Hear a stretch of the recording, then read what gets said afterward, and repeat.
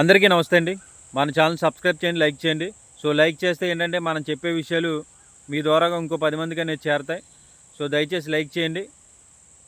మొన్న గుడివాడ నియోజకవర్గంలో ఉప్పాల హారిక గారు, ఆవిడ ఒక మహిళ, జడ్పీ చైర్పర్సన్.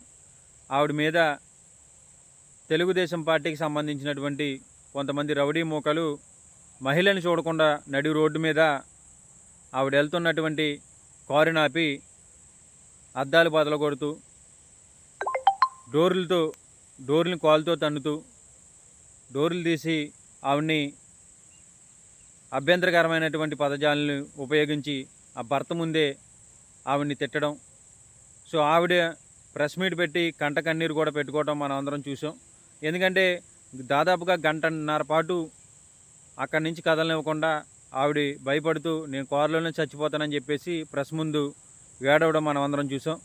సో ఏంటంటే వీళ్ళు నేరుగానే వచ్చి రెడ్ బుక్ రాజ్యాంగం అమలు చేస్తాం, మమ్మల్ని ఎవడ ఆపేదని అన్నట్టుగా వీళ్ళు మాట్లాడుతూ ఉన్నారు.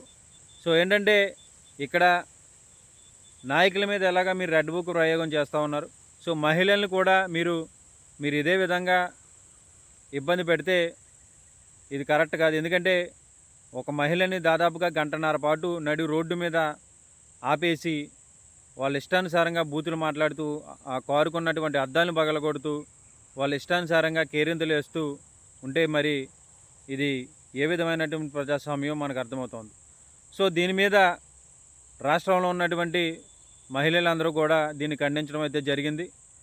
సో ఏంటంటే ఎవరైతే దీన్ని భుజాల మీద వేసుకొని పేర్ని నాని గారు ఆ జిల్లా పార్టీ అధ్యక్షుడిగా ఆయన ఉన్నారు. సో ఏంటంటే ఆ విషయాన్ని ఇది తప్పు చేశారు, ఇది ప్రజల్లోకి తీసుకెళ్లాలని చెప్పేసి ఆయన గట్టిగా దీని మీద అయితే ఫైట్ చేస్తూ ఉన్నారు. సో అక్కడే ఉన్నటువంటి కొల్లు రవీంద్ర అనే మంత్రి గారు ఈరోజు అయితే మాట్లాడడం అయితే జరిగింది. సో ఆయన ఏమన్నారంటే ఈ ఉప్పాల హారిక గారు మహానటి కంటే మహానటిగా ఎక్కువగా యాక్షన్ చేస్తూ ఉన్నారని చెప్పేసి ఆయన మాట్లాడడం అయితే జరుగుతోంది. సో ఆ మాట ఎప్పుడైతే ఆయన ప్రెస్ మీట్ పెట్టి అన్నారో ఆయన అన్న వెంటనే కొంతమంది ఆయన ఇంటి వద్దకు చేరి మహిళా మనులు ఆయన ఇంటి ముందు చీపురులతో ధర్నా చేయడం అయితే జరిగింది.